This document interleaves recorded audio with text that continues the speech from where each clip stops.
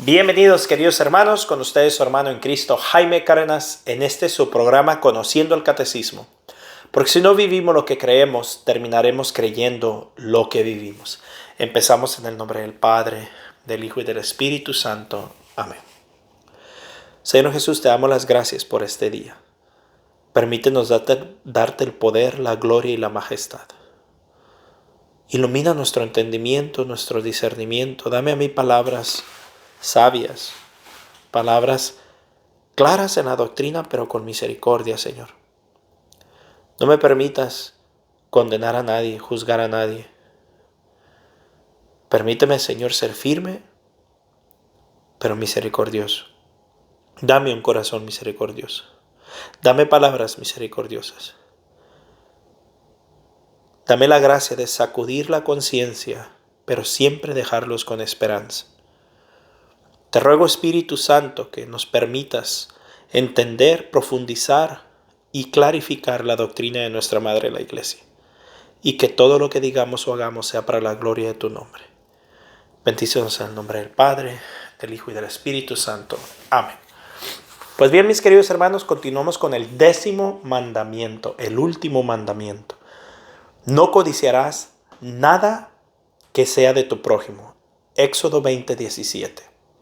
No desearás su casa, su campo, su siervo o su sierva, su buey o su asno, nada que sea de tu prójimo. Deuteronomio 5:21. Donde esté tu tesoro, ahí está también tu corazón. Mateo 6:21. Numeral 2534. El 10º mandamiento desdobla y completa el 9º, que versa sobre la concupiscencia de la carne.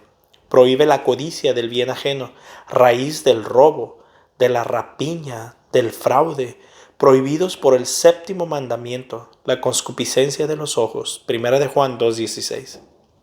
Lleva la violencia, la injusticia prohibida por el 5º precepto. La codicia tiene su origen como la fornicación. En la idolatría condena a las 3 primeras prescripciones de la ley. El 10º mandamiento se refiere a la intención del corazón. Resume con el 9º todos los preceptos de la ley. El desorden de la concupiscencia, numeral 2535. El apetito sensible nos impulsa a desear las cosas agradables que no poseemos. Así, desear comer cuando se tiene hambre o calentarse cuando se tiene frío, estos deseos son buenos en sí mismos, pero con frecuencia no guardan la medida de la razón y nos empujan a codiciar injustamente lo que no es nuestro y pertenece o es debido a otra persona. Numeral 2536. El 10º mandamiento prohíbe la avaricia y el deseo de una apropiada inmoderada de los bienes terrenos. Prohíbe el deseo desordenado, nacido de la pasión inmoderada, de las riquezas y de su poder. Prohíbe también el deseo de cometer una injusticia mediante la cual se dañaría al prójimo en sus bienes temporales. Cuando la ley nos dice, no codiciarás, nos dice en otros términos que apartemos nuestros deseos de todo lo que no nos pertenece, porque la sed del bien del prójimo es inmensa, infinita y jamás saciada, como está escrito. El ojo del avaro no se satisface con su suerte. Sirácides 14:9. Mis hermanos, es bien importante estar contentos con lo que tenemos. Es bueno aspirar a crecer, a superarse, a mejorar nuestra vida económica, nuestra vida financiera, nuestra vida... Estoy hablando ahorita por lo que habla el numeral, ¿no? Nuestra vida material. Eso no tiene ningún problema que lo hagamos. Buscar la manera de superarnos.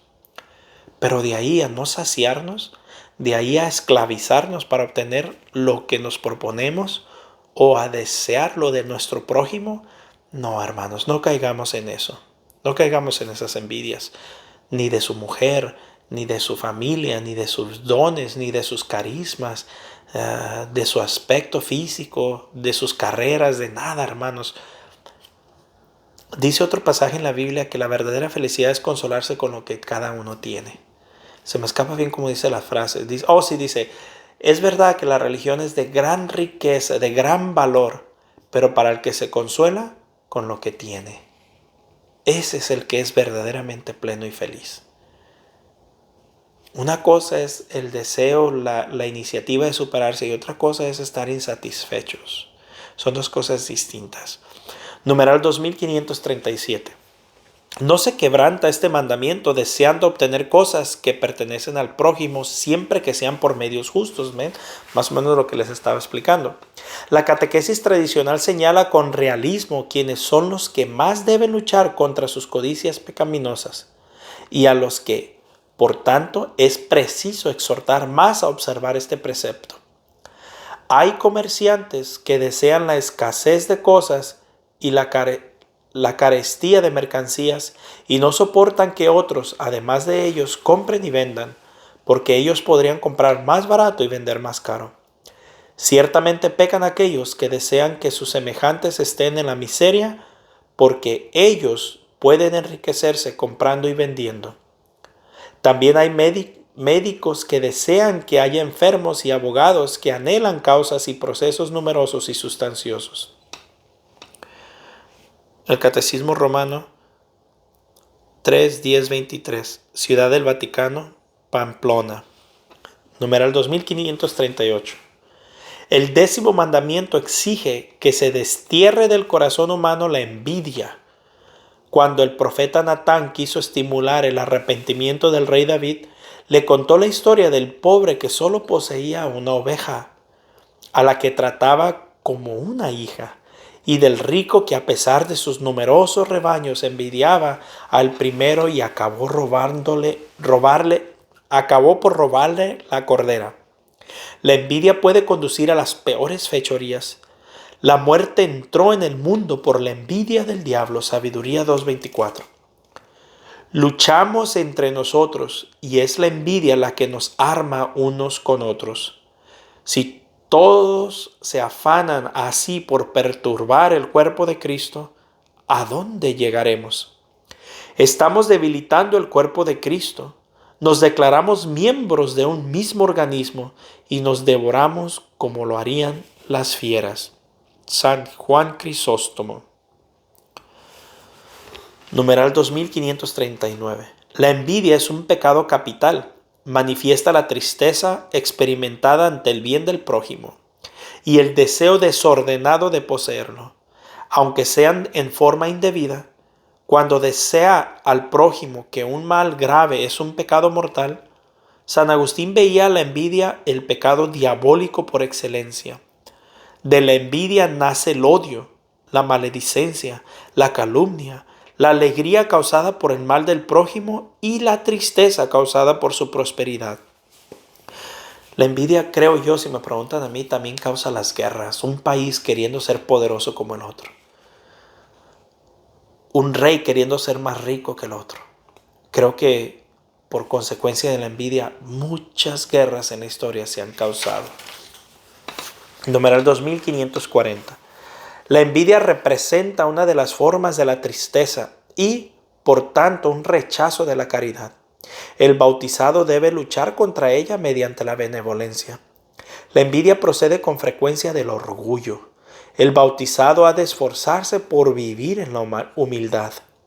¿Querráis ver a Dios glorificado por vosotros? Pues bien, alegraos del progreso de vuestro hermano. Y con ello Dios será glorificado por vosotros. Dios será alabado. Se dirá, porque su siervo ha sabido vencer la envidia poniendo su alegría en los méritos de otro. San Juan Crisóstomo. Los deseos del Espíritu. Numeral 2541. La economía de la ley y de la gracia aparta el corazón de los hombres de la codicia y de la envidia. Lo inicia en el deseo del supremo bien. Lo instruye en los deseos del Espíritu Santo, que sacia el corazón del hombre. El Dios de las promesas puso desde el comienzo al hombre en guardia contra la seducción de lo que desde entonces aparece como bueno, para comer apetecible a la vista y excelente, para lograr sabiduría. Génesis 3:6. Numeral 2542. La ley confiada a Israel nunca fue suficiente para justificar a los que le estaban sometidos. Incluso vino a ser instrumento de la concupiscencia. La inadecuación entre el querer y el hacer manifiesta el conflicto entre la ley de Dios, que es la ley de la razón, y la de otra ley que me esclaviza a la ley del pecado que está en mis miembros. Romanos 7:23. Numeral 2543. Pero ahora, independiente de la ley, la justicia de Dios se ha manifestado, atestiguada por la ley y por los profetas. Justicia de Dios por la fe en Jesucristo, para todos los que creen. Romanos 3:21-22. Por eso los fieles de Cristo han crucificado la carne con sus pasiones y sus apetencias. Gálatas 5:24. Son guiados por el Espíritu y siguen los deseos del Espíritu. La pobreza del corazón, numeral 2544. Jesús exhorta a sus discípulos a preferirle a Él respecto a todo y a todos, y les propone renunciar a todos sus bienes. Por Él y por el Evangelio, poco antes de su pasión les mostró como ejemplo de la pobre viuda de Jerusalén que de su indigencia dio todo lo que tenía para vivir. El precepto del desprendimiento de las riquezas es obligatorio para entrar en el reino de los cielos. Miren, mis hermanos, podemos ser ricos y desprendidos, no despilfarrados, desprendidos, o sea que no tener nuestro corazón en la riqueza. Numeral 2545.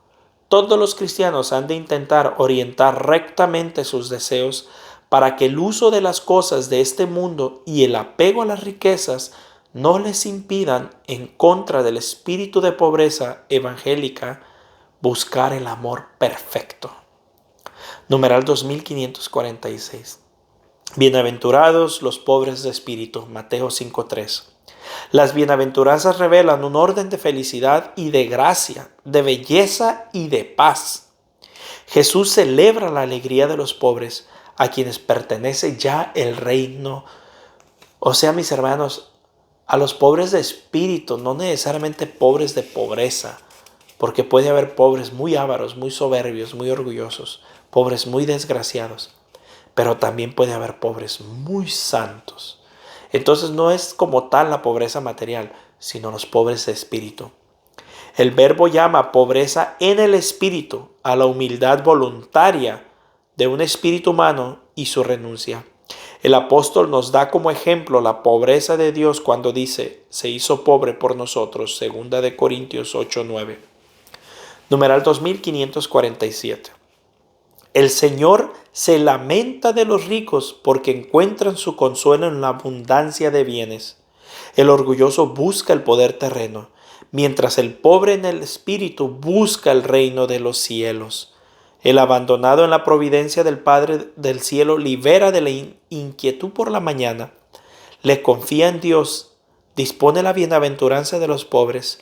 Ellos verán a Dios. Voy a leer esta segunda parte porque se me hizo muy interesante. El orgulloso busca el poder terreno. Bueno, desde el comienzo. El Señor se lamenta de los ricos porque encuentra su consuelo en la abundancia de bienes. Miren, mis hermanos, yo creo que esto nos ha pasado a todos. Cuando abrimos el refrigerio o el refrigerador y está lleno y tenemos que pagar biles y está llena la cuenta o suficiente para pagar todos nuestros pagos mensuales que se requieran, casi no nos acordamos de Dios. No oramos y le decimos, Señor, gracias por esto. Muchos sí, pero muchas veces lo tomamos por alto. Le damos gracias por otras cosas y eso, pero como tenemos una seguridad económica nos sentimos relajados. Pero cuando pasamos por carencias, cuando pasamos por necesidades, cuando no sabemos qué vamos a hacer, cuando se nos vienen todos los pagos y no tenemos dinero, entonces estamos de rodillas orándole a la divina providencia. Por eso dice que el Señor se lamenta de los ricos, porque encuentran su consuelo en la abundancia de los bienes. Como no tienen necesidad, muchas veces no necesitan de Dios ni de nadie. Pero ahora dice, El orgulloso busca el poder terreno, mientras el pobre en espíritu busca el reino de los cielos. El abandono a la providencia del Padre del cielo libera la inquietud por la mañana.